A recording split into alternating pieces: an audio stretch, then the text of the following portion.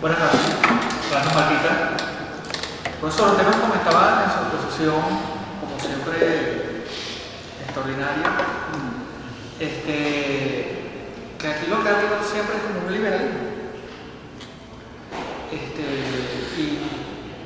no sé, no sé si mejor es tal vez plantearlo desde un punto de vista que lo que ha habido aquí es como una especie de caudillismo que es casi que tubular, casi que siempre igual, que se disfraza, se pone como careta y es como camaleónico, dependiendo de cómo van las tendencias ideológicas en algún momento, pero realmente decir que ha habido aquí liberalismo, ¿no le parece a usted que es casi que lo mismo decir que hoy en día hay un socialismo?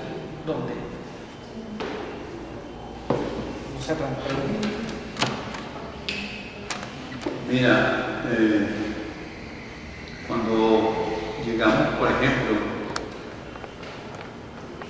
ejemplo, al caso de Guzmán Blanco, para mí más atrás, y cuando llegamos a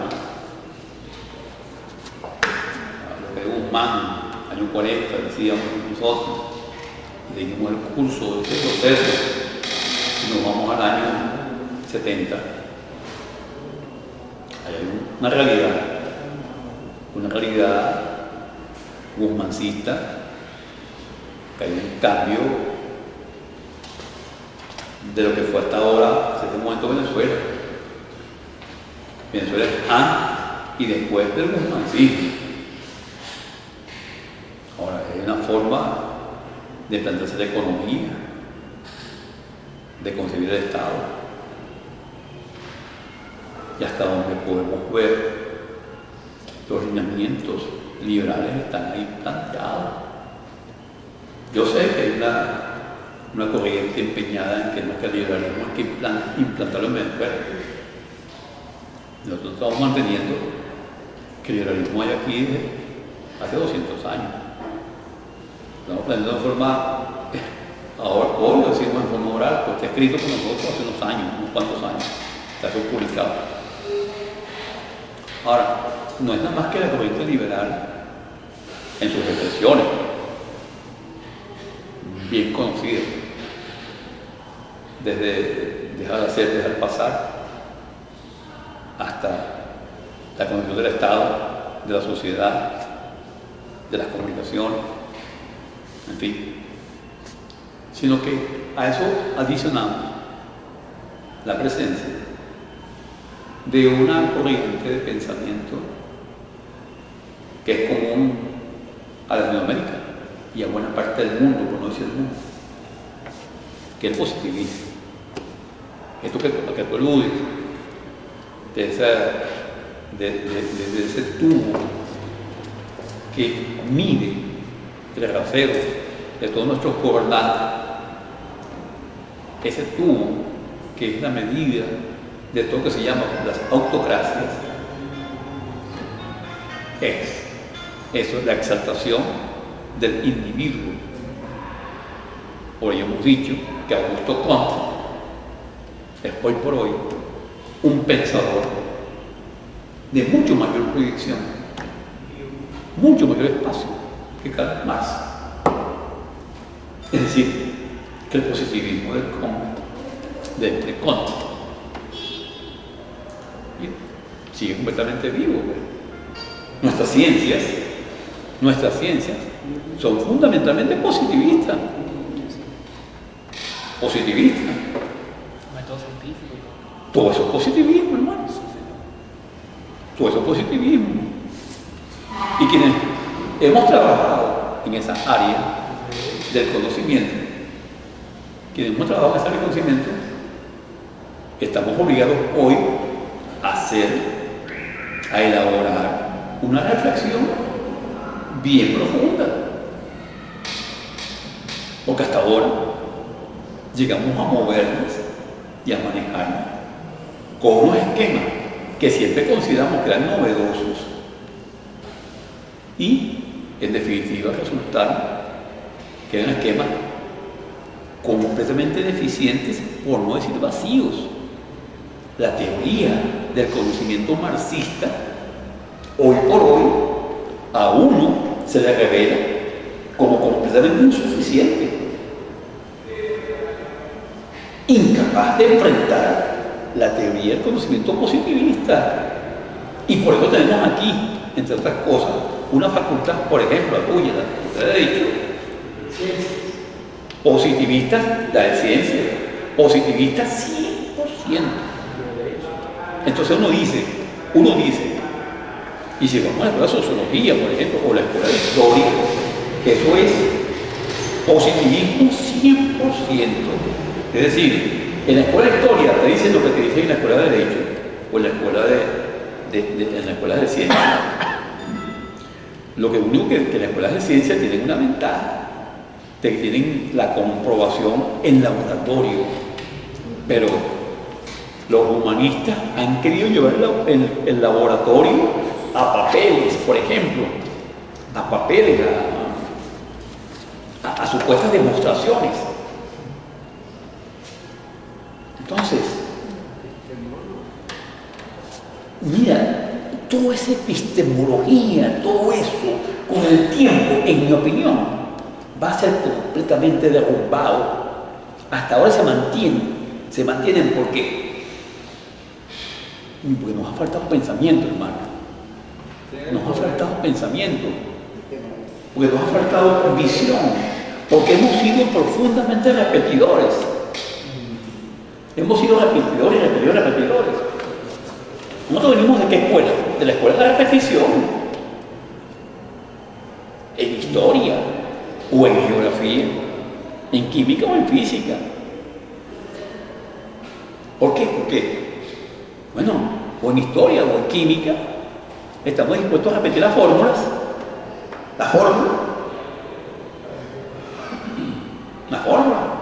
Inclusive, llega un momento en que te dicen, en historia te dicen H igual. H es igual a H sobre E por T.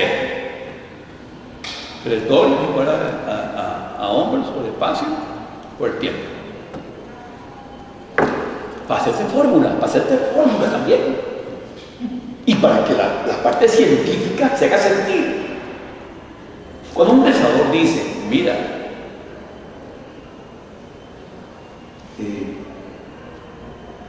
toda historia es una mentira.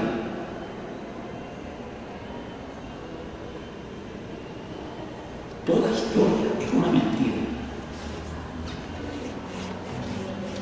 Le dice el otro, toda historia o algunas historias. No. Lo que ocurre en la historia es que cada quien historia a partir de su verdad.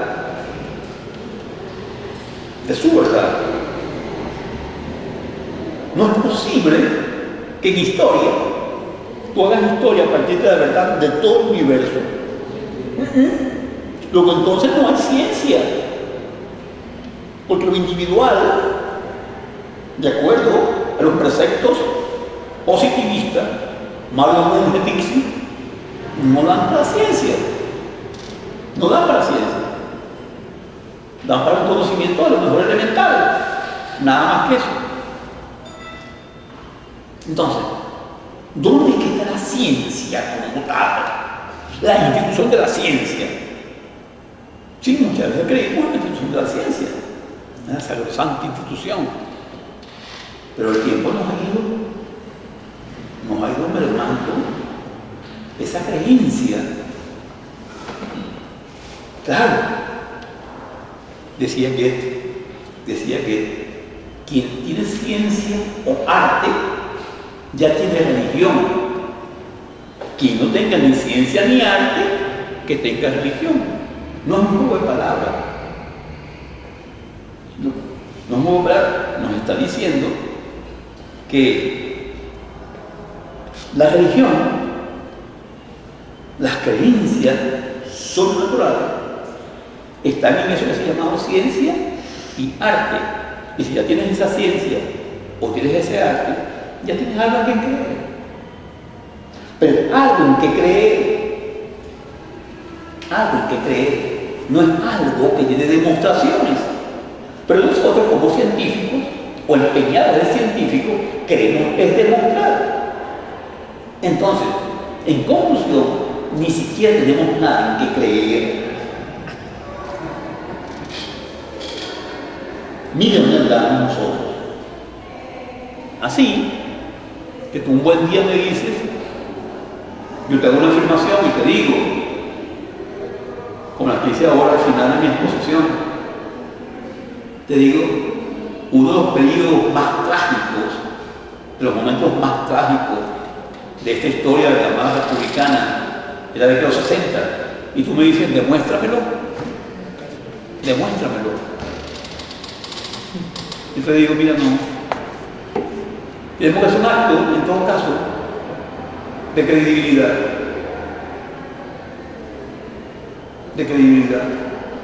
Que tú lo vivas a través de mi discurso y 10 o 100 discursos más. Porque de verdad, ¿qué quieres que te traiga? Los papeles de la DICIC, cuando torturaban y mataban. ¿Quieres que te traigan los papeles de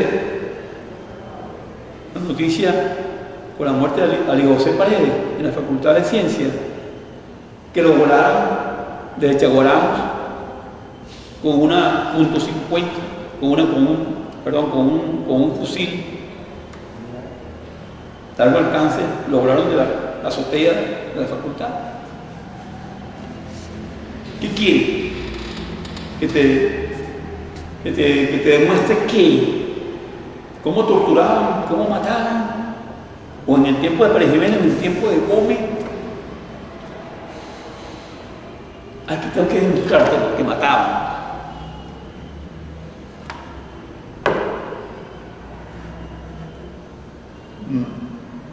Ciencia. Por eso estamos tan a veces buscando liberalismo. Nos enfrascamos en unas grandes discusiones sobre el liberalismo. Pero si no es liberalismo, lo que hemos vivido aquí, ¿qué es lo que hemos vivido? ¿Qué es esto? Busca la explicación.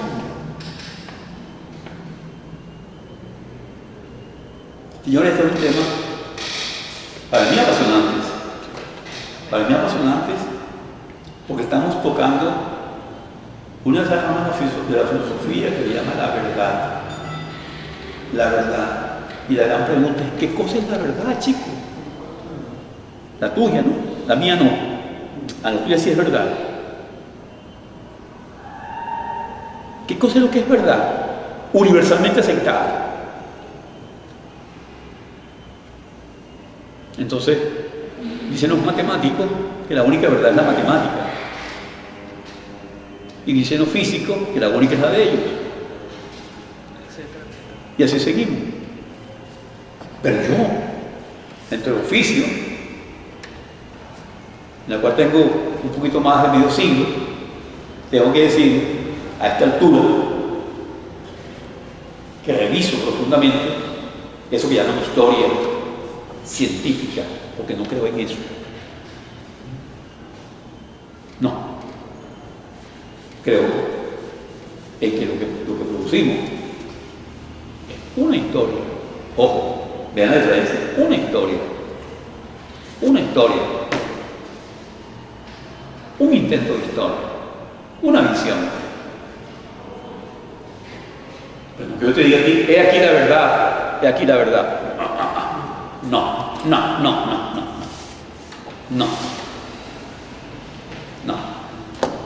Asume la verdad, no.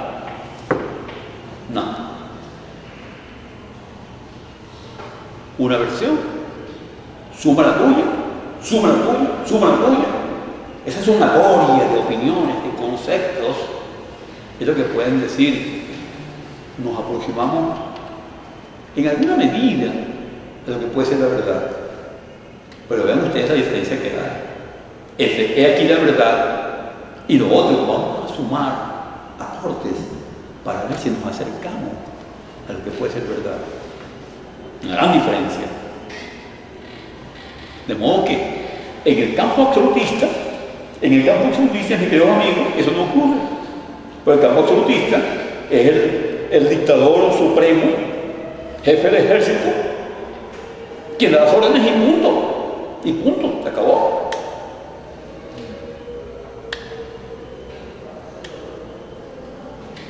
La excusa es que en la guerra no se discute. Pero ocurre que nosotros no estamos en guerra. Estamos en guerra, pero con una variante que todavía podemos decir algo. Y no que nadie simplemente diga lo que Agustín dijo es verdad. No quiero. Que le diga lo que Agustín dijo es verdad, ni que es la verdad. No, Agustín expuso sus ideas sobre tal tema. Más nada. Expuso sus ideas sobre tal tema. En este curso expongo mis ideas sobre historia de Venezuela. Más nada. Vale, hablamos con el señor. Disculpe. ¿Qué es lo que quiere decir el positivismo? El positivismo es una corriente creada por algunos según la cual simplemente lo que ocurre en esta sociedad, lo que ocurre en la sociedad, deviene, reproduce lo que ocurre positivamente en el propio cuerpo humano, en el propio cuerpo social. Es decir, la sociedad pasa por 3 fases fundamentales: nacimiento, desarrollo y decadencia o muerte. Vamos pasando por esas fases. De modo que estudiar la sociedad es estudiar la propia maquinaria humana, la propia maquinaria social. Augusto Comte se lo plantea como el hallazgo científico fundamental para oponerse a todas las corrientes anteriores, influidas fundamentalmente por toda la gama religiosa. Ahora sí se puede hacer ciencia, porque, por ejemplo, la revolución tiene diferentes facetas, pero esas facetas están analogadas a la naturaleza, al desarrollo humano. Una cuestión es la revolución en cierne, formación, feto, desarrollo. Otra cuestión es ya su segunda fase, su tercera fase, hasta llegar a morir la revolución. O el otro ejemplo que ponía inclusive, del positivismo, que ponía inclusive manuales del marxismo, que la sociedad está en permanente ebullición, y eso se puede apreciar o se puede analogar con un recipiente que pones a hervir, pones a calentar el agua, y el punto de ebullición, es decir, cuando el agua hierve a 100 grados, es el punto en el cual estalla la revolución, porque la revolución va creciendo, y cuando estalla, entonces, el agua hirviendo es el mismo proceso de una revolución. Es decir, allí hay lo que nosotros consideramos, lo que yo considero que es que personalice como pensamiento mecánico. Ahora, el fenómeno mecánico lleva a una demostración. Es posible demostrarlo, porque para ellos, es decir, lo que es fundamental es la prueba. Tú oyes cada día en nuestras televisoras, Vladimir fue a denunciar, pero no tiene pruebas. Entonces los tribunales no hacen caso porque no tienen pruebas. Mira que me pasó esto, me robaron, no están las pruebas, no tengo, no pueden hacer nada, no hay pruebas. Nunca se puede. No hay elementos de la relación como hay en la parte líquida, en la parte biológica. ¿Qué quiere decir que tantas veces usted menciona el liberalismo positivista? pues para hacer la unidad del liberalismo y positivismo. Porque el liberalismo no es una corriente que desarrolló lo que llamaríamos el factor de la formación y el desarrollo del caudillismo. No lo desarrolló. Eso aun cuando el neoliberalismo, ya tanto las corrientes de estudios de grupo y demás, en el momento en que surge el liberalismo como corriente económica fundamentalmente, no tenía mayor incidencia en la parte social y en la parte política. Posteriormente vemos la necesidad de decir, bueno, es que el liberalismo, en el liberalismo hay positivismo, es decir, la posibilidad de ingreso al positivismo y la exaltación individual, la exaltación del individuo como entidad propia, autónoma, suficiente, autónoma. Esto es propio del positivismo, porque es eso, es exaltación de lo individual por encima de todas las cosas.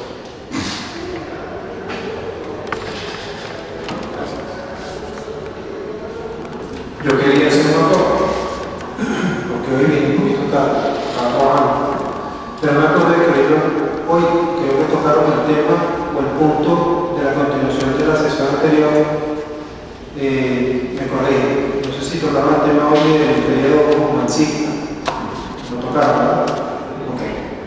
Entonces de la semana pasada, yo creo que le comenté a usted que iba a traer un libro. Este libro que compré se llama Los tiempos envolventes del burguesismo. Entonces, la idea era compartir un poco las inquietudes del libro y el libro que yo usted, como asiduo lector y también escritor, que me diera, si no lo ha leído, yo propongo hacer una crítica a este libro que es de publicaciones UCAP, de Elías Pino y Torrieta y María Teresa Huerto, que son los coordinadores. Pero el libro tiene varios capítulos. Por ejemplo, habla sobre no me voy a extender mucho. Por ejemplo, Inés Quintero comienza con el sistema político del burguesismo. O sea, esto lo comento yo como para complementar un poco lo que se dijo aquí. Lamentablemente no estoy yo preparando aquí. Aquí, por ejemplo, destacan la economía de la época, de María Elena González de Luna, los cambios geográficos del humanismo, cartografía y ilusiones, de Pedro Junil Grau. Por ejemplo, aquí hay otro, no sé, debes conocer al profesor, características del modelo civilizador de Tomás Estaca. ¿Te suena? Memoria, identidad y nación en tiempo de Guzmán Blanco, Pedro Calzadilla, que por cierto es el ministro ahí de Educación Superior, creo, bueno, aquí hay un capítulo que le dedicaron, o más bien lo incluyeron, sobre política exterior de Venezuela durante la época de Antonio Guzmán Blanco, a nuestro querido doctor Simón Alberto González, que hace mucho tiempo. Y bueno, el libro termina con un autorretrato del autor, Elías Pino y Torrieta. Entonces yo lo estoy leyendo y yo me prometí que lo terminé de leer, le voy a enviar el resumen para compartir un poco la lectura y apoyar un poco lo que se dijo aquí, si se toca el tema del periodo del Guzmán Blanco. Entonces, bueno, los tiempos envolventes del humanismo y bueno, si tienen oportunidad de leer, podemos hacer una crítica ahí constructiva con estos autores y escritores que ellos colaboraron en hacer este compendio publicacional. Muy bien. Bueno, si todas esas cosas son útiles para nuestro curso, que por cierto, y finalmente, sería interesante que el próximo día comencemos, que en vez de hablar yo, hablen ustedes. Y digan si esta cosa está sirviendo para algo. Porque yo estoy muy seguro que esto sirve para algo. Aunque el próximo día alguien por allí me planteó la necesidad de hacer un foro sobre la situación política y militar de Venezuela. en el día de hoy, o de acuerdo a cómo van las cosas. Entonces, vamos a hablar con unos especialistas, pero el único ocupamos de eso. Entonces, son políticos y militares, ¿no? Y después seguiremos con nuestra cosa histórica. Vamos a hacer ese paréntesis para... Bueno, las cosas históricas, desde mi punto de vista, son bienvenidas y creo que no hemos perdido el tiempo aquí, a pesar de que hoy es un día morboso. Pero me preocupaba algo que dijo el profesor sobre la negociación del liderazgo de la izquierda que fue la guerrilla, porque es sabido que los líderes llamados blancos, tanto el Blando del Partido Comunista como del MIR, en realidad nunca apoyaron la guerrilla. Incluso el Che Guevara, que había estado aquí, la desaconsejaba por una serie de motivos. Yo guardo todavía una carta que le mandó Guevara a mi papá, donde hablaba del tema, casualmente. Pero me preocupa eso, porque sí es verdad que hubo unos que negociaron, como decía el que hablaba de los camaradas negociantes, pero también había otros que lo que lograron fue acomodarse, más nada. Y hubo otros que simplemente se mantuvieron fuera, incontaminados del sistema, equivocados o no. Y con respecto a lo del relativismo, pues fíjense, ayer murió Leandro Mora, que fue el ministro de Relaciones Interiores de León. Si hubiera fallecido hace 50 años, el país estaría paralizado. Ahorita casi nadie sabe qué fue lo que pasó, ni quién se murió. Fallece un general de Mercado y hay 10 veces más gente en el cementerio de Seguro. No, sí, inevitable que haga un mínimo apunte, ¿no? De 10 segundos, 10 minutos, un minuto. Ese tema del papel del liderazgo, las posiciones del liderazgo en la década de los 60 a veces como se considera como somos cuidados hasta con pinzas, ciertamente. Hubo gente que desde un comienzo no suscribió la lucha armada. Yo llegué a hablar con un tipo de gente, uno clásico en el Partido Comunista fue Pedro Ortega Díaz. Pero por una u otra razón no empujaba a gente muy cercana o metía la lucha armada. Pero Ortega lo empujaba a Juan León, que estaba metido pues en la llamada lucha armada. El tipo no estaba metido en la lucha armada. Decían que en el Comité Central, con el buró político, había dualidad. Hablo con Eduardo, algunas veces se va a arrastrar por Guillermo García Ponce. Gustavo, no. Gustavo era contrario a todas estas cosas. Sin embargo, hubo un momento en el cual festejó algunas operaciones. En fin, me fui paseando por esta gente, la gente que estaba comprometida, un comprometido expreso, concreto, Gallego Mancera. En ningún momento, Emilio con él lo niega, comprometido 100%. Y lo asume como tal. Pero no siempre nos conseguimos con los Gallegos Mancera, no siempre. Hay gente que jugaba. Y a Gallego Mancera, yo le pregunto cosas fuertes y duras en lo personal. No olviden que Gallego Mancera ocupaba la cartera de Relaciones Internacionales. Y este es el hombre que en un momento determinado va a dar un parte de guerra en países comunistas concretamente en China, pela por el mapa de Venezuela y empieza. Esta zona que ustedes ven aquí la controla el Partido Comunista.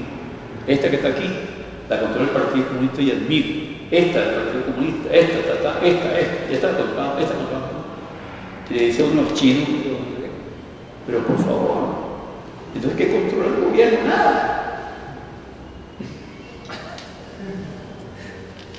Esto es muy nombrado, muy señalado, pues, porque era el señor Teodoro Pescó, ha citado en los libros.